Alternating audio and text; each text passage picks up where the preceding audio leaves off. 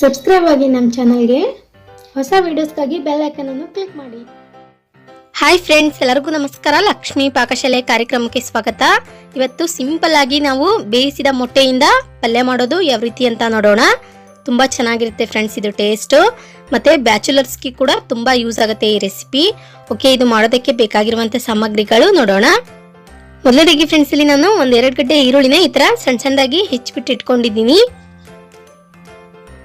ಅದಾದ ನಂತರ ಫ್ರೆಂಡ್ಸ್, ಇಲ್ಲಿ ನಾನು ಒಂದು 4 ಮೊಟ್ಟೆನ ಬೇಯಿಸ್ಬಿಟ್ಟು ನೋಡಿ ಸೆಂಟ್ರಲ್ಲಿ ಈ ತರ ಕಟ್ ಮಾಡಿ ಇಟ್ಕೊಂಡಿದ್ದೀನಿ.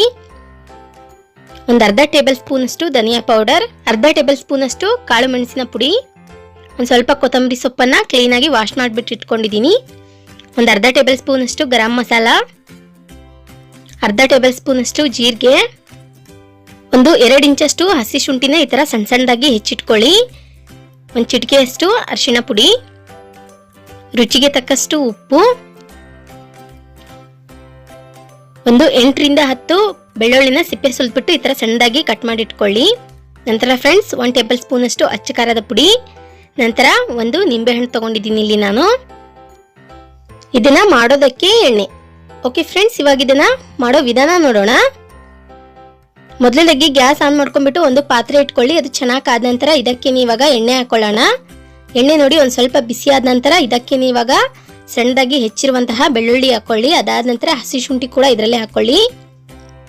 ಇದನ್ನ ಇವಾಗ ಒಂದು ಸ್ವಲ್ಪ ಕಲರ್ ಚೇಂಜ್ ಆಗೋವರೆಗೂ ಮತ್ತು ಹಸಿ ವಾಸನೆ ಹೋಗೋವರೆಗೂ ಎಣ್ಣೆಲಿ ಫ್ರೈ ಮಾಡ್ಕೊಳ್ಬೇಕು. ಇದು ಚೆನ್ನಾಗಿ ಫ್ರೈ ಆದ ನಂತರ ಫ್ರೆಂಡ್ಸ್, ಇವಾಗ ಇದಕ್ಕೇನೆ ಜೀರಿಗೆ ಹಾಕೊಳ್ಳೋಣ. ಅದಾದ ನಂತರದಲ್ಲಿ ಇವಾಗ ಈರುಳ್ಳಿ ಹಾಕೊಳ್ಳಿ.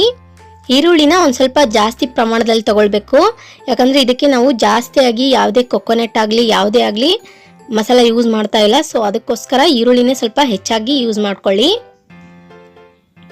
ಇದನ್ನ ಕಲರ್ ಚೇಂಜ್ ಆಗೋವರೆಗೂ ಒಂದು ಸ್ವಲ್ಪ ಫ್ರೈ ಮಾಡಿಬಿಟ್ಟು ನಂತರ ಇವಾಗ ಇದಕ್ಕೇನೆ ಅರಿಶಿಣ ಪುಡಿ ಹಾಕೊಳ್ಳೋಣ.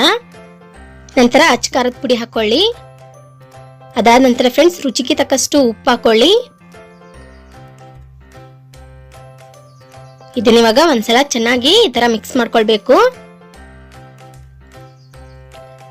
ತುಂಬಾ ಚೆನ್ನಾಗಿರುತ್ತೆ ಫ್ರೆಂಡ್ಸ್. ಇದು ಇನ್ಸ್ಟೆಂಟ್ ಆಗಿ ಕೂಡ ನಾವು ದಿಢೀರ್ ಅಂತ ಮಾಡಬಹುದು. ಕೆಲವೊಂದ್ಸಲ ಬೇರೆ ಬೇರೆ ತರ ನಾವು ಎಗ್ ರೆಸಿಪೀಸ್ ತಿಂದಾಗ ಬೇಜಾರಾದಾಗ ಈ ತರ ಕೂಡ ಮಾಡ್ಕೊಂತೀನಿ, ಚೆನ್ನಾಗಿರುತ್ತೆ. ಬ್ಯಾಚುಲರ್ಸ್ಗೆ ತುಂಬಾನೇ ಯೂಸ್ಫುಲ್ ಆಗುತ್ತೆ ಈ ರೆಸಿಪಿ.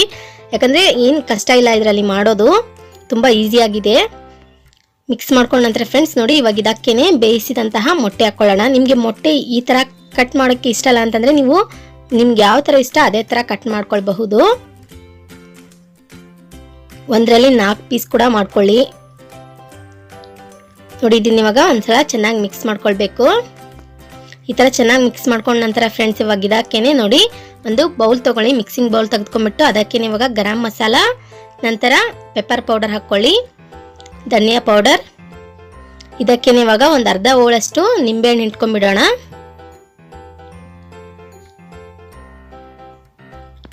ಡೈರೆಕ್ಟ್ ಆಗಿ ನಾವು ಮಸಾಲ ಅದ್ರಲ್ಲಿ ಹಾಕೋದಕ್ಕಿಂತ ಈ ತರ ನೀರಲ್ಲಿ ಕಲಸಿ ಹಾಕಿದ್ರೆ ಇನ್ನೂ ಚೆನ್ನಾಗಿರುತ್ತೆ ಟೇಸ್ಟ್. ಇದಕ್ಕೆ ಇವಾಗ ನೋಡಿ ಫ್ರೆಂಡ್ಸ್, ಒಂದು ಅರ್ಧ ಗ್ಲಾಸ್ ಅಷ್ಟು ನೀರು ಹಾಕ್ಬಿಟ್ಟು ಚೆನ್ನಾಗಿ ಇದನ್ನ ಮಿಕ್ಸ್ ಮಾಡ್ಕೊಳ್ಳೋಣ. ನಿಮ್ಗೆ ಬೇಕಂದ್ರೆ ನೀವು ಜಾಸ್ತಿ ಕೂಡ ನೀರು ಯೂಸ್ ಮಾಡಬಹುದು. ಜಾಸ್ತಿ ಅಂತಂದ್ರೆ ಒಂದ್ ಸ್ವಲ್ಪ ನಿಮ್ಗೆ ತಿಳಿವಾಗಿ ಬೇಕಂದ್ರೆ ಒಂದ್ ಸ್ವಲ್ಪ ಹೆಚ್ಚಿಗೆ ಹಾಕೊಳ್ಳಿ. ಇದನ್ನ ನೋಡಿ ಫ್ರೆಂಡ್ಸ್ ಚೆನ್ನಾಗಿ ಕಲಿಸ್ಬಿಟ್ಟು ನೋಡಿ ಇಲ್ಲಿ ಮೊಟ್ಟೆಗೆ ಹಾಕಿದ್ದೀನಿ ನಾನು. ಇದಕ್ಕೇನೆ ಇವಾಗ ಕೊನೆಯದಾಗಿ ಒಂದ್ ಸ್ವಲ್ಪ ಕೊತ್ತಂಬರಿ ಸೊಪ್ಪು ಹಾಕ್ಬಿಟ್ಟು ಇದನ್ನ ಇವಾಗ ಒಂದ್ಸಲ ಚೆನ್ನಾಗಿ ಮಿಕ್ಸ್ ಮಾಡ್ಕೊಂಡ್ಬಿಡೋಣ. ಓಕೆ ನೋಡಿ ಫ್ರೆಂಡ್ಸ್, ಇವಾಗ ಈ ತರ ಚೆನ್ನಾಗಿ ಮಿಕ್ಸ್ ಮಾಡ್ಕೊಂಡ ನಂತರ ಇದೇ ಟೈಮಲ್ಲಿ ನಿಮ್ಗೆ ಬೇಕಂದ್ರೆ ಒಂದ್ ಸ್ವಲ್ಪ ನೀರು ಹಾಕೊಳ್ಬಹುದು ನೀವು. ಇದನ್ನ ಇವಾಗ ಮೇಲ್ಗಡೆ ಮುಚ್ಚಿಬಿಟ್ಟು ಒಂದು 5 ಮಿನಿಟ್ಸ್ ಬೇಯಿಸ್ಕೊಳ್ಳೋಣ ಸ್ವಿಮ್ಮಲ್ಲಿ ಇಟ್ಬಿಟ್ಟು. ಓಕೆ, ಇವಾಗ ಒಂದು 5 ನಿಮಿಷ ಕಂಪ್ಲೀಟ್ ಆಗಿದೆ, ನೋಡೋಣ. ಓಕೆ ನೋಡಿ ಫ್ರೆಂಡ್ಸ್, ಇವಾಗ ಮೊಟ್ಟೆ ಮಸಾಲ ಪರ್ಫೆಕ್ಟ್ ಆಗಿ ರೆಡಿಯಾಗಿ ಆಗಿದೆ. ಇದು ಈ ತರ 1-2 ಸಲ ಇದನ್ನ ಕಡಾಯಿಂದಾನೆ ಈ ತರ ಶೇಕ್ ಮಾಡ್ಕೊಂಡ್ಬಿಡಿ. ಇದನ್ನ ಫ್ರೆಂಡ್ಸ್ ನೀವು ಬಿಸಿ ಬಿಸಿ ರೈಸ್ ಜೊತೆಗೆ ಮತ್ತು ಚಪಾತಿ ಮತ್ತು ಪರೋಟಕ್ಕೆ ತುಂಬಾ ಚೆನ್ನಾಗಾಗುತ್ತೆ ಇದು ಕಾಂಬಿನೇಷನ್. ನೀವು ಒಂದ್ಸಲ ಖಂಡಿತ ನಿಮ್ಮ ಮನೇಲಿ ಟ್ರೈ ಮಾಡಿ. ಓಕೆ, ನೋಡಿದ್ರಲ್ಲ ಫ್ರೆಂಡ್ಸ್ ಯಾವ ರೀತಿಯಾಗಿ ನಾವು ಇನ್ಸ್ಟೆಂಟ್ ಆಗಿ ಬೇಯಿಸಿದ ಮೊಟ್ಟೆಯಿಂದ ಪಲ್ಯ ಮಾಡೋದಂತ. ನಾ ಮಾಡಿರೋ ಈ ರೆಸಿಪಿ ನಿಮ್ಗೆ ಇಷ್ಟ ಆಗಿದ್ರೆ ಪ್ಲೀಸ್ ಲೈಕ್ ಮಾಡಿ, ಶೇರ್ ಮಾಡಿ, ಕಮೆಂಟ್ ಮಾಡಿ. ಇನ್ನಷ್ಟು ಈಸಿ ರೆಸಿಪೀಸ್ಗಾಗಿ ನಮ್ಮ ಲಕ್ಷ್ಮಿ ಪಾಕಶಾಲೆ ಚಾನಲ್ಗೆ ಸಬ್ಸ್ಕ್ರೈಬ್ ಆಗೋದು ಮಾತ್ರ ಮರಿಬಾರ್ದು. ಮತ್ತೆ ಒಂದು ಇಂಟ್ರೆಸ್ಟಿಂಗ್ ರೆಸಿಪಿ ಒಂದಿಗೆ ಬರ್ತೀನಿ ಮುಂದಿನ ಸಂಚಿಕೆಯಲ್ಲಿ. Keep watching. Thank you. ಬಾಯ್.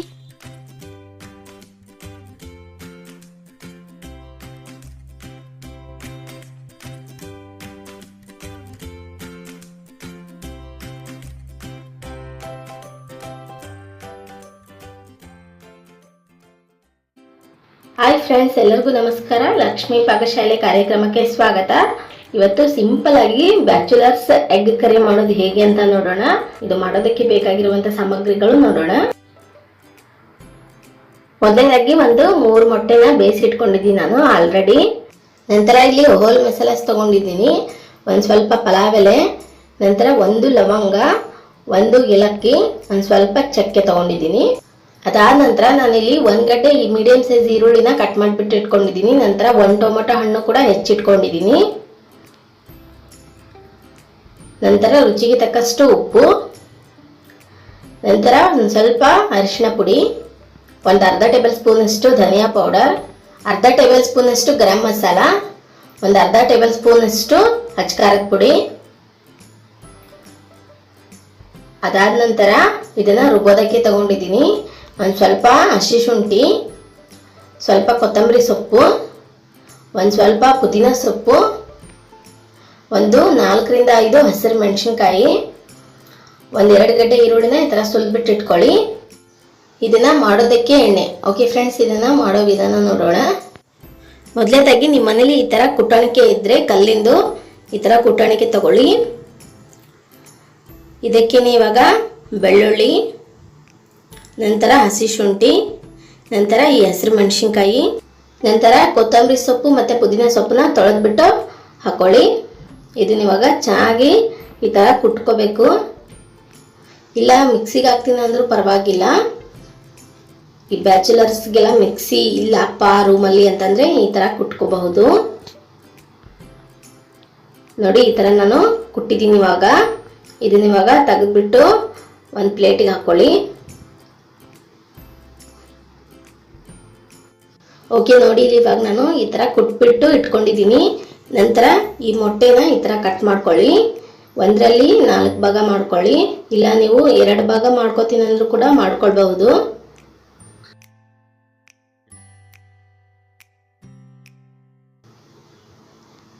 ಇವಾಗ ಇದನ್ನ ಕೂಡ ಕಟ್ ಮಾಡಿ ಇಟ್ಕೊಂಡಿದ್ದೀನಿ. ನಂತರ ಗ್ಯಾಸ್ ಆನ್ ಮಾಡ್ಕೊಂಡ್ಬಿಟ್ಟು ಒಂದು ಪಾತ್ರೆ ಇಟ್ಕೊಳ್ಳಿ. ಅದಕ್ಕೆ ಪಾತ್ರೆ ಚೆನ್ನಾಗಾದ ನಂತರ ಎಣ್ಣೆ ಹಾಕ್ಕೊಳ್ಳಿ. ಎಣ್ಣೆ ಬಿಸಿ ಆದ ನಂತರ ಇದಕ್ಕೇನೆ ಚಕ್ಕೆ, ಲವಂಗ, ಏಲಕ್ಕಿ ಹಾಕೊಳ್ಳಿ. ನಂತರ ಇದಕ್ಕೇನೆ ಈ ಕುಟ್ಟಿರ್ತೀವಲ್ವ ಅದನ್ನ ಮಸಾಲ ಹಾಕೊಂಡ್ಬಿಡಿ. ಒಂದು ಅರ್ಧ ಹಾಕ್ಕೊಳ್ಳಿ, ಅರ್ಧ ಉಳಿಸ್ಕೋಬೇಕು. ಇದನ್ನ ಇವಾಗ ಎಣ್ಣೆಲಿ ಚೆನ್ನಾಗಿ ಫ್ರೈ ಮಾಡ್ಕೊಳ್ಳಿ. ಅದು ಮೊದಲು ಕೂಡ ನಾವು ಹಸಿದೆ ಕುಟ್ಟಿರ್ತೀವಲ್ವ, ಸ್ವಲ್ಪ ಎಣ್ಣೆಲಿ ಹಸಿ ವಾಸನೆ ಹೋಗೋವರೆಗೂ ಹುರ್ಕೊಳ್ಳಿ. ಒಂದು ಸ್ವಲ್ಪ ಕಲರ್ ಚೇಂಜ್ ಆಗುತ್ತೆ ಅದು. ನೋಡಿ, ಇವಾಗ ಅದು ಕಲರ್ ಚೇಂಜ್ ಆಗಿದೆ. ನಂತರ ಇದಕ್ಕೇನೆ ಈರುಳ್ಳಿ ಹಾಕೊಳ್ಳಿ. ಈರುಳ್ಳಿನೇ ಅಷ್ಟೇ ಹಸಿ ವಾಸನೆ ಹೋಗೋವರೆಗೂ ಚೆನ್ನಾಗಿ ಫ್ರೈ ಮಾಡ್ಕೊಳ್ಬೇಕು.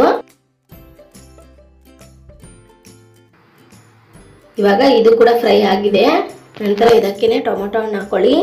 ಇದನ್ನು ಅಷ್ಟೇ ಸ್ವಲ್ಪ ಹೊತ್ತು ಚೆನ್ನಾಗಿ ಹುರ್ಕೊಳ್ಳಿ. ನಂತರ ಇದಕ್ಕೇನೆ ಮಸಾಲ ಪುಡಿಗಳನ್ನ ಹಾಕೊಳ್ಳೋಣ. ಅಚ್ಚ ಖಾರದ ಪುಡಿ, ಅರಿಶಿಣ ಪುಡಿ, ಗರಂ ಮಸಾಲ, ಧನಿಯಾ ಪೌಡರ್ ಹಾಕೊಳ್ಳಿ. ಇದನ್ನು ಅಷ್ಟೇ ಹಾಕ್ಬಿಟ್ಟು ಫ್ಲೇಮ್ ಸ್ವಲ್ಪ ಕಡಿಮೆ ಇಟ್ಕೊಂಡ್ಬಿಟ್ಟು ಚೆನ್ನಾಗಿ ಫ್ರೈ ಮಾಡ್ಕೊಳ್ಳಿ ಎಣ್ಣೆಯಲ್ಲಿ. ನಂತರ ಒಂದು ಸ್ವಲ್ಪ ಒಗ್ಗರಣೆಗೆ ಆಗುವಷ್ಟು ಮಾತ್ರ ಉಪ್ಪು ಹಾಕ್ಕೊಳ್ಳಿ.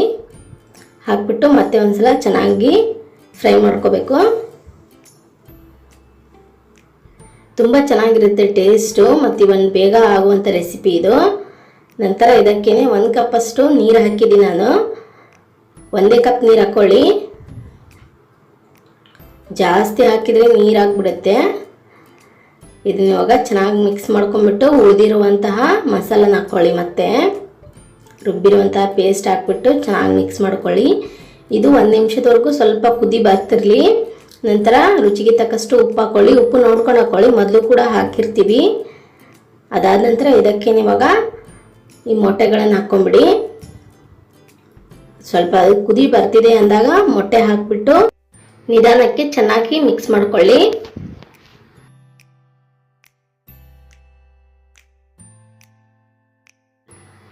ನೋಡಿ, ಇಲ್ಲಿ ಚೆನ್ನಾಗಿ ಮಿಕ್ಸ್ ಮಾಡ್ಕೊಂಡಿದ್ದೀನಿ. ಇವಾಗ ನಾನು ಇದನ್ನ ಮೇಲ್ಗಡೆ ಮುಚ್ಚಿಬಿಟ್ಟು 1-2 ನಿಮಿಷ ಬೇಯಿಸ್ಕೊಳ್ಳಿ ಸಾಕು, ಸ್ವಿಮ್ಮಲ್ಲಿ ಇಟ್ಟು. ಓಕೆ, ಇವಾಗ 1-2 ಮಿನಿಟ್ಸ್ ಕಂಪ್ಲೀಟಾಗಿ ಆಗಿದೆ. ನೋಡೋಣ. ನೋಡಿ, ಪಲ್ಯ ಇಲ್ಲಿ ರೆಡಿಯಾಗಿದೆ. ಇವಾಗ ಇದನ್ನೇನು ತುಂಬ ಹೊತ್ತು ಕುದಿಸ್ಕೊಳ್ಳೋ ಅವಶ್ಯಕತೆನೂ ಇಲ್ಲ. ಓಕೆ, ನೋಡಿದ್ರಲ್ಲ ಯಾವ ರೀತಿಯಾಗಿ ನಾವು ಸಿಂಪಲ್ ಆಗಿ ಬ್ಯಾಚುಲರ್ಸ್ ಎಗ್ ಕರಿ ಮಾಡೋದಂತ. ನಾ ಮಾಡಿರೋ ಈ ರೆಸಿಪಿ ನಿಮಗೆ ಇಷ್ಟ ಆಗಿದೆ ಅನ್ಕೊಂಡಿದ್ದೀನಿ. ಇಷ್ಟ ಆಗಿದ್ರೆ ಲೈಕ್ ಮಾಡಿ, ಶೇರ್ ಮಾಡಿ, ಕಮೆಂಟ್ ಮಾಡಿ. ಇನ್ನಷ್ಟು ಈಸಿ ರೆಸಿಪೀಸ್ಗಾಗಿ ನಮ್ಮ ಲಕ್ಷ್ಮಿ ಪಾಕಶಾಲೆ ಚಾನಲ್ಗೆ ಸಬ್ಸ್ಕ್ರೈಬ್ ಆಗೋದು ಮಾತ್ರ ಮರಿಬಾರದು. ಮತ್ತೆ ಒಂದು ಇಂಟ್ರೆಸ್ಟಿಂಗ್ ರೆಸಿಪಿ ಒಂದಿಗೆ ಬರ್ತೀನಿ ಮುಂದಿನ ಸಂಚಿಕೆಯಲ್ಲಿ. Keep watching. Thank you. Bye.